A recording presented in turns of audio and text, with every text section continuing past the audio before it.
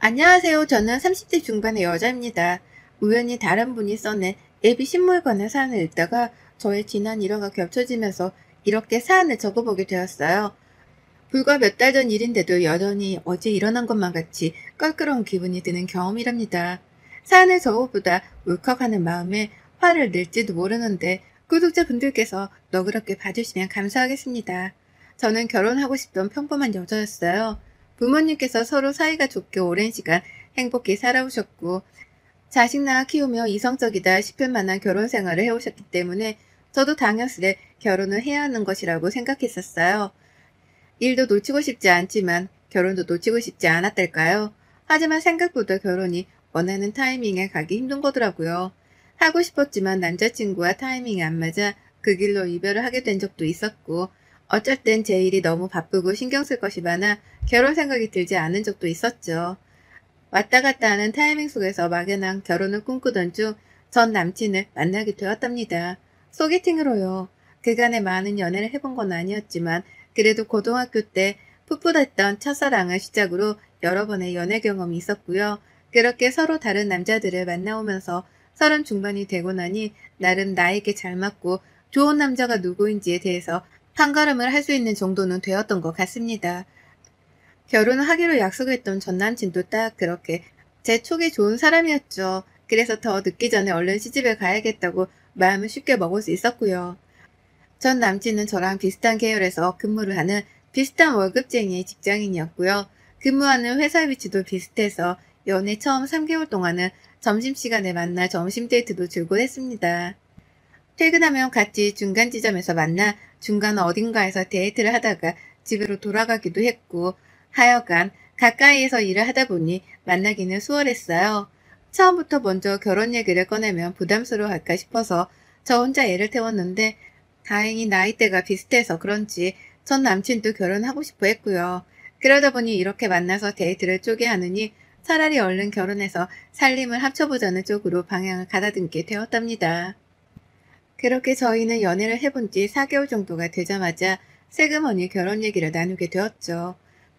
말 그대로 홍기도 꽉 찼었고 각자 일을 하며 직장에서 인정받고 살았기 때문에 경제적인 어려움도 없는 상황이었어요.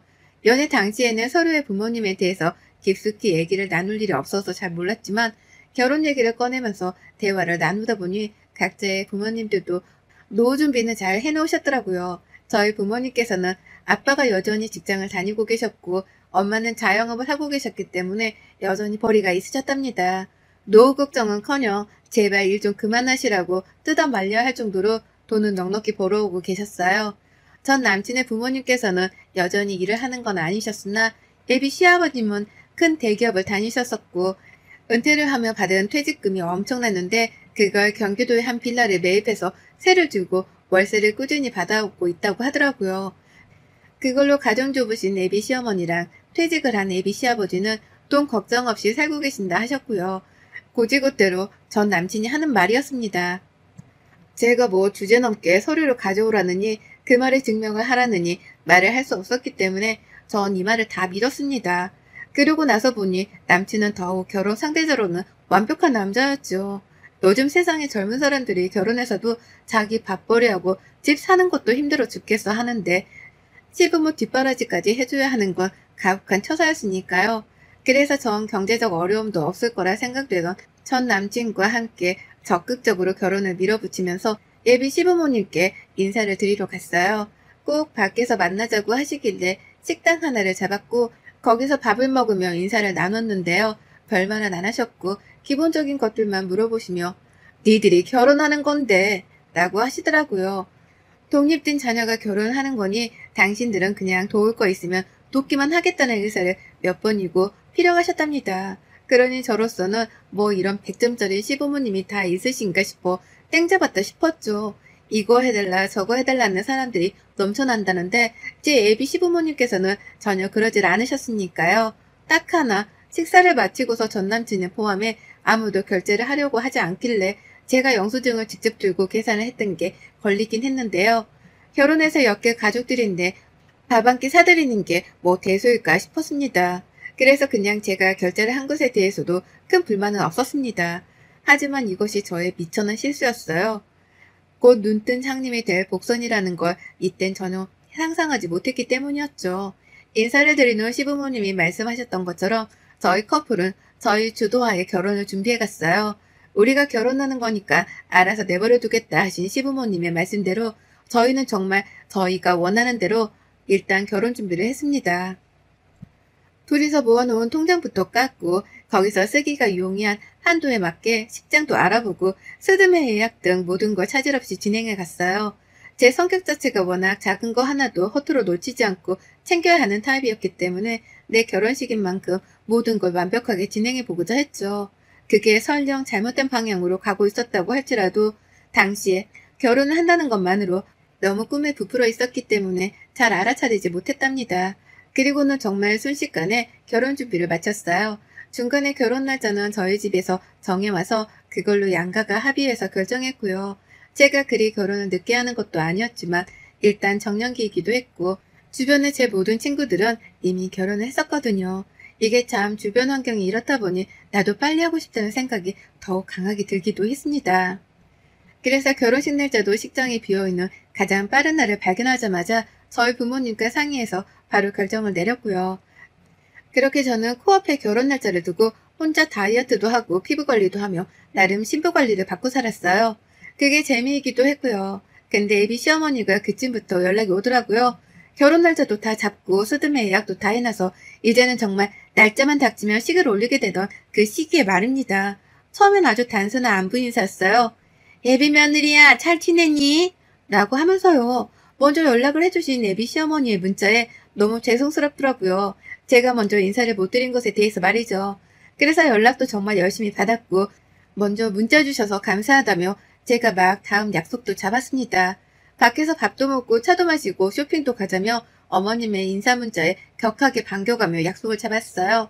애비 며느리라고 불러주시는 것도 감사했고 차츰 수진아 이렇게 불러도 됐지? 라고 하면서 이름을 불러주시겠다고 하는 것도 감사했죠. 분명 어머니께서 저랑 친하게 지내기 위해 노력을 하고 계시는 거라 생각을 했기에 그에 걸맞게 저도 아랫사람으로서 최선을 다해 잘 지내보려 해야겠다 마음 먹었습니다. 그래서 어머님이 차츰 더 친근하게 저를 부르시고 차츰 더 작게 저를 찾더라도 그게 다 저랑 결혼 전에 친해지려고 하는 어머님의 귀여운 노력인 줄 알았네요. 그래서 저도 북치고 장구치듯 어머님 장단에 맞춰드리려 했고요. 그런데 한두 번씩 살짝쿵 이게 아닌데라는 생각이 들만한 일이 있었습니다. 한 번은 회사 점심시간에 회사로 찾아오시더라고요. 솔직히 점심시간은 직장인들에게 그리 긴 휴식시간도 아니고 점심 먹고 커피 한 잔의 행복을 느끼고 나면 시간이 무지하게 짧게 지나가잖아요. 그러니 갑자기 예고도 찾아오신 어머님께 살짝은 놀랐습니다. 그래도 저 보러 와주셨다는 생각으로 일단 감사한 마음으로 찾아 나섰어요. 그리고는 직장인들이 여기저기 너무 줄을 서서 식당마다 대기를 하고 있던 바람에 어쩔 수 없이 카페로 가 샌드위치를 시켜 먹었죠. 그런데 어머님이 샌드위치를 다 먹자마자 나 하나 더 시켜 먹어도 돼? 라고 물으시더라고요. 당연히 그래도 된다며 그러라고 했더니 어머님이 글쎄 샌드위치를 아버님 거 하나, 시누이 거 하나, 그리고 전 남친 아침으로 먹일 것이라며 남친 거 하나, 그리고 자기 것까지 넉넉 잡아 10뭉텅이를 싸운 겁니다. 진열대에 있던 샌드위치를 모두 다 가지고 나오신 것이었어요. 이렇게까지 사오실 일인가 싶었으나 일단 계산을 하려며 카드를 내어드렸습니다. 그리곤 잠깐 생각했죠. 애비 며느리 카드로 당신 가족들의 다음날 아침까지 사가는 애비 시어머니가 몇이나 있을까 하고 말이죠. 하지만 뭐 이게 처음이자 마지막이겠거니 했습니다. 어머님이 다음날 아침을 차려주지 못할 부득이한 상황이라도 있겠거니 하며 애써 말도 안 되는 이유를 들먹이며 저 스스로 이해를 해보려 했죠. 그러나 이런 일들은 몇 번이고 반복이 되었답니다. 어머님이 불현듯 찾아 불러서 얻어먹는 일 말이죠. 그러면서 한 번을 사주지는 않으시더라고요. 말은 참 친해지려 애쓰시는 듯 하는데 단 한 번도 제게 밥이라는 걸 사주신 적이 없었답니다.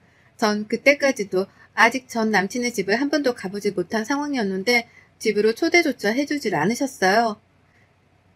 밥 한 끼 정도도 대접을 여태 안 해주셨던 겁니다. 슬슬 이런 것들이 아리송해지고 나는 언제쯤 예비시댁이란 곳을 찾아가기나 할까 싶어서 전 남친에게도 말을 털어놨어요. 나는 집으로 언제쯤 초대를 해주냐고 말이죠. 다들 결혼하고 집을 깜짝 공개할 참이냐고 하면서 말입니다. 하지만 남친도 웃기만 할 뿐 당장 약속을 잡잔 말은 하진 않았고 그쯤 시어머니 태도도 더욱 이상해졌어요. 제가 너무 편해지셨던 겁니다. 결혼을 정말 코앞에 둔 상황이었는데 어머님이 슬슬 본색을 드러내기 시작하셨죠. 자주 밥도 사드리고 또 회사 앞에서 만나기까지 했으니 제가 편해지셨던지 어머님은 제가 집에 와 있는 퇴근 후의 시간에도 연락을 서스럼없이 하셨답니다. 그리고 어머님과 대화를 주고받다 알게 되었죠. 애비 시어머니가 내가 생각했던 것보다 개방적이지도 않고 또 친절하지만 또 않다는 걸 말이죠. 한두 번씩 집안일에 대해 잔소리 비슷한 훈계를 하시더라고요. 내가 결혼을 오래 해봤잖아. 여자가 성질을 죽이고 사는 게 최고야. 집에 와서도 바깥 일한다고 큰소리 내지 말고 남편 기 살려주면서 늘 떠받들어주는 걸 본보기로 삼아야 집이 잘 굴러가는 거지. 라는 말로 제게 성질을 죽이고 살란 소리를 돌려가게 하듯 말씀을 하시더라니까요. 바깥 일을 한다고 큰소리 내지 말란 소리는 맞벌이를 한다고 해서 배우자랑 대등하다고 생각을 하지 말란 소리와 다를 게 없었고요. 뭐 이런 구닥다리 같은 소리를 당당하게 하시나 싶어 처음엔 놀랐습니다. 내가 생각하던 그 착하고 친절하신 애비 시어머님이 맞나 싶어 말이죠. 하지만 어머님의 뻔뻔한 잔소리는 멈추질 않았어요.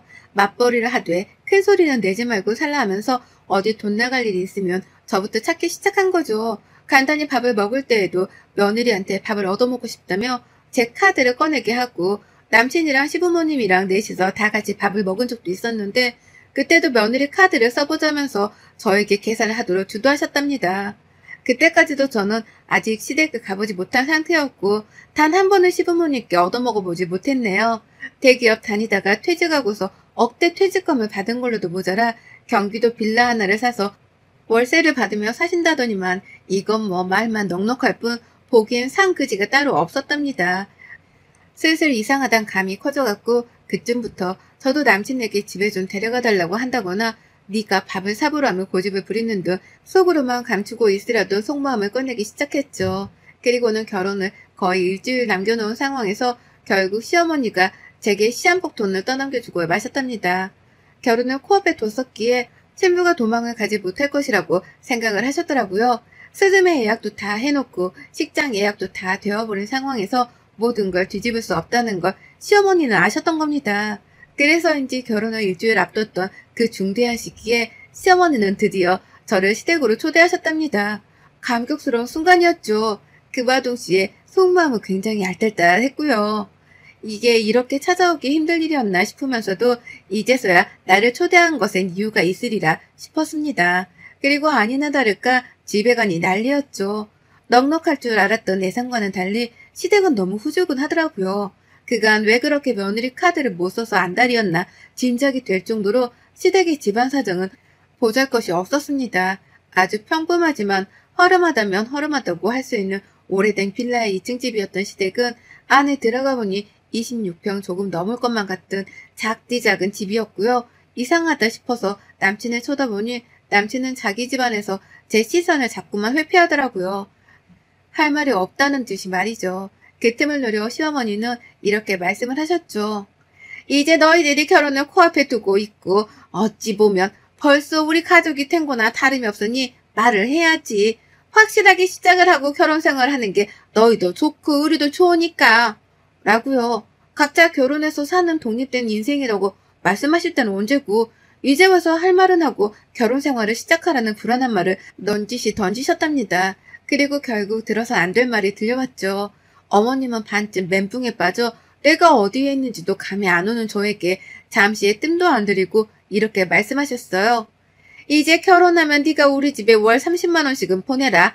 그간은 우리 아들이 보냈었지만 이제 니들이 결혼해서 살림도 합치고 하니까 네 남편 될 사람의 월급으로 생활비 보태 쓰고 우리 용돈은 네가 주는 걸로 하자. 라고요. 머리를 한 대 얻어맞은 기분이었죠. 내가 방금 뭘 들은 건가 싶었습니다. 노후 준비 잘 되어 있다고 자부하던 남친이었기 때문에 더욱 믿음직스러워하며 교제를 이어왔습니다. 제가 돈을 밝히는 사람은 아니어도 결혼하면 시부모 될 사람의 노후 준비 상태는 중요한 조건이었기 때문에 분명 신경을 크게 쓰고 있었어요. 근데 이제 와서 남친이 했던 말과는 다르게 저보고 대표로 시부모님께 용돈까지 달라고 하는 거예요. 그것도 월 30만 원을요. 저희 부모님한테도 어쩌다 한 번씩 용돈을 드리는 저인데 다달이 30만 원? 지나가는 개가 웃을 소리였습니다. 근데요, 저희 어머님은 거기에 한 방울 더 때리시더라고요. 용돈을 주러 한 달에 한 번씩은 꼭 30만 원이든 현금을 들고 집으로 인사를 하러 오라는 겁니다. 안부 인사요. 그 인사를 전화로만 해도 벌써 피곤해지려고 하는데 돈까지 쥐어들고서는 조선시대의 문안 인사하러 뺑뺑이 돌리는 것 마냥 집으로 찾아오라는 거예요. 어안이 봉봉해서 남친을 쳐다봤지만 남친은 제 시선을 처음부터 회피했습니다. 그리고는 잠깐 제가 화장실을 간다고 자리에서 일어났다가 돌아올 때 화장실 앞에 기다리고 있다가 저를 부르더라고요. 코딱지만한 집안에서 거실에 있는 사람들이 다 듣고 있을 텐데 뭐 대단한 저를 챙기는 것처럼 말하면서 잠깐 바람 좀 쐴까? 라고요. 그렇게 저는 남친을 따라 집 밖을 나갔고 혹시나 싶어서 나가며 핸드백을 챙겼습니다. 시어머니가 가려고? 라고 물어보시며 아직 얘기 안 끝났으니 가방을 놓고 가라 하셨거든요. 근데 저는 그 자리에서 단박에 시어머니 말이 끝나자마자 대답했어요. 남친 말하는 거 봐서 갈지 말지 결정하려고요. 라고요. 그리고는 보란듯이 제 핸드백을 챙겨 집을 나가버렸죠. 시부모님께 인사도 없이 말입니다. 이미 마음속으로는 남친이 뭔 말을 하던 말던 바로 집에 가겠다고 마음을 먹은 후였고요. 일단은 남친이 뭐라 반론하며 자기 부모를 욕할지 아니면 편들지 지켜봤는데요. 세상에 이놈의 자식이 글쎄 저한테 아주 대단한 거짓말을 치면서 결혼까지 끌어들이려 했더라고요. 노후 준비가 안 되신 것 같다고 왜 용돈이 30만 원씩이나 필요하신 거냐면서 따지고 물으니 남친이 대답을 했습니다. 이제 다니는 직장도 없으시고 라고 말이죠. 그래서 제가 월세를 받는 그 빌라는 있지 않느냐며 더욱 거세게 따졌어요. 그러자 남친은 전에 한 적이 없는 말로 저를 놀래키더라고요. 아니 그건 세입자가 들어봐야 월세를 받는 거고 라고요. 이런 제 얘기. 그러니까 남친 말은 이거였습니다. 빌라를 사긴 샀으나 빌라 하나를 통째로 산 게 아니라 그냥 경기도에 있는 원룸 같은 집을 샀던 것에 불과했던 거였고요. 그걸로 월세를 받아봤자 꼴랑 몇십만 원인데 그것마저도 세입자가 안 들어와서 지금은 텅텅 비어있다더군요. 그러니까 결국 월세를 주는 세입자 따위는 애초에 없었던 겁니다. 말 그대로 무직이었던 거예요. 무직. 노후 대비도 안 되어 있고 있는 원룸 월세마저도 세입자가 없어 돈을 못 벌고 있는 실정이었던 거죠. 그런데 저한테는 무슨 대단한 빌라를 통으로 월세를 주고 돈을 버는 취급을 하면서 떵떵거렸던 겁니다. 그래놓고서는 이 위험천만한 집안으로 시집을 오게까지 하려고 한 거였고요. 그것만으로도 배신감에 치가 떨리는데 시어머니가 다달이 인사를 와서는 용돈까지 쥐어달라고 하는 말에 아무런 화를 내지 않았다는 것은 더욱 절 실망케 했답니다. 내 편도 아닌 놈인데 잘난 것도 없는 놈이니 더더욱 결혼할 이유는 없다 싶었죠. 저는 남친의 말을 싹 다 무시한 채 대꾸 한마디 안 한 채 이놈을 위아래로 쳐다보다 택시를 잡고 집에 왔어요.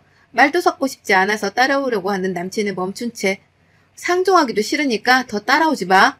라는 막말을 퍼부었죠. 그리고 결혼식 바로 전날 저는 변호사를 선임한 채 파혼 통보를 했습니다. 동시에 결혼식 준비를 하며 지불한 예약금을 물어내라고 고소장까지 날려버렸고요.